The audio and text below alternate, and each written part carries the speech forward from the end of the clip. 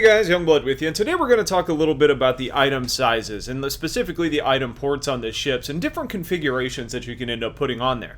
Now, it's worth pointing out that before we get too far into this system, that this has all changed before, and it may end up changing again, but it is what Matt Sherman laid out for us in his latest Q&A session, in answering questions on the forum. So it's at least along the lines of what CIG is envisioning for the weapon port system. So let's go ahead and start out with this understanding of how changes to ports are going to impact that location. So starting off, a fixed weapon isn't going to change the size at all. So if you have an item size port of 3, you can equip a fixed size 3 weapon, which is consistent with how we've understood things to be to this point. Also fitting in with the current knowledge, adding a gimbal to that item port allows the weapon a kind of a firing arc that you can end up controlling from inside the cockpit, and that's going to reduce the weapon size by 1. So using that same size 3 port, if you want it to be a gimbaled weapon, the largest weapon size that you could equip would be a size 2. Now there are other potential configurations on these item ports that we can end up adding in, like a twin link, which ends up splitting the hardpoint so you can have 2 weapons there instead of the 1. Now doing this is going to reduce the size of the weapons that you can add by 1, so a size 3 hardpoint with a twin link means that you could then have 2 fixed size 2 weapons on that hardpoint. Or if you want to take that a little bit further, let's say you want a gimbaled twin link on a size 3 port, you subtract 1 for the gimbal, 1 for the twin link, which leaves you the room for 2 size 1 weapons. Now that configuration is what we've almost become known as the unmanned turret on a lot of ships. Now if you want a manned turret, assuming that the structure of the ship is actually going to allow you to fit a man inside the turret, then you have to subtract another slot for that meat person that you're actually going to have inside of that turret. So let's get to the math again and say that this is a size 4 spot. Well, you're going to have to subtract 1 for the gimbal, 1 for the player, which is going to leave you with 2 total slots or allocations left.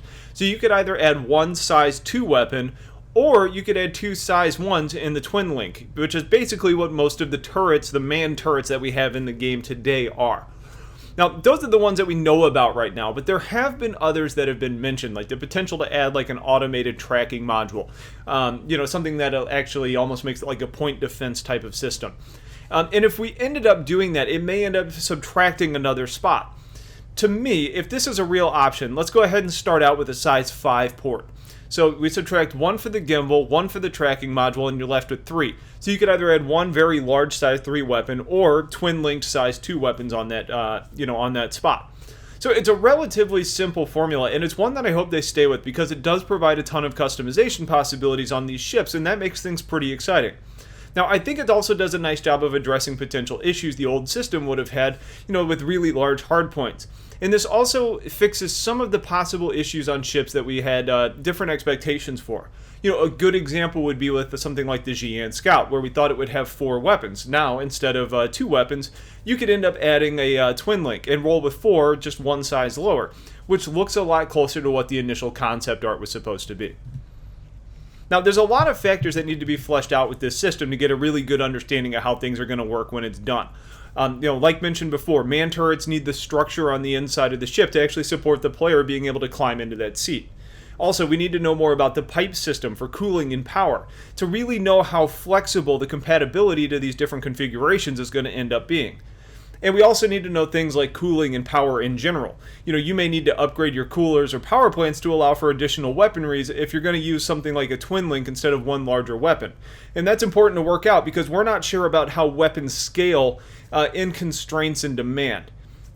So really these are some good guidelines to kind of go by and should hopefully at least provide at least a little better understanding of where we're at today. But again, this could all change a few times over or end up having more restrictions than we really know about. So outside of getting this information from Matt Sherman, there was a lot of theory crafting in a thread that was done on the CIG forums, or the RSI forums, and it was really all organized really well by a guy named Fred Inrith, who started the thread. So thanks to him and all the people that put that thread together because it made for a really interesting topic to talk about. So if you have questions on any of this, please put them in the comments. Otherwise, I appreciate you guys watching, and I'll have some more content for you soon. Have a wonderful day, and take care.